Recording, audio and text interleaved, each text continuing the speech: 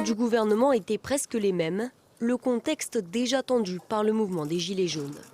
Cette année, pour ce premier Conseil des ministres, c'est la réforme des retraites qui va être au cœur des discussions. Emmanuel Macron et Édouard Philippe vont devoir décider de leur stratégie. Car dès mardi, les négociations reprennent. Le Premier ministre reçoit les partenaires sociaux pour discuter pénibilité du travail et emploi des seniors. Mais pour le secrétaire de la CFDT, le dialogue reste très compliqué. C'est surtout une conception du dialogue qui est quand même très particulière. On nous dit en début d'année, vous allez avoir des discussions, et mardi, ça va commencer, sur la pénibilité, on va regarder ce qu'on peut faire.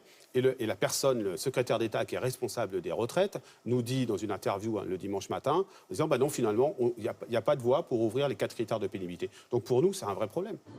Les syndicats dénoncent aussi l'inflexibilité du gouvernement autour de l'âge pivot fixé à 64 ans. Les ministres vont donc devoir convaincre durant cette semaine décisive, marquée par de nombreux appels à la mobilisation.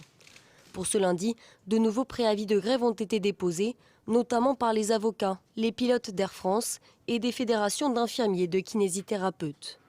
Mardi, la CGT a promis un durcissement des blocages des raffineries et des dépôts pétroliers. 2 journées cruciales s'annoncent ensuite, durant lesquelles les opposants espèrent un regain de mobilisation. D'abord le jeudi 9 janvier, avec un appel à une journée interprofessionnelle de manifestations et de grève.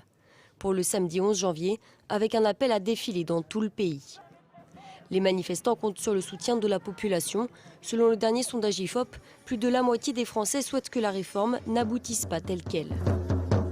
Pour le gouvernement, le temps est compté. Le texte doit être présenté en Conseil des ministres dans 2 semaines.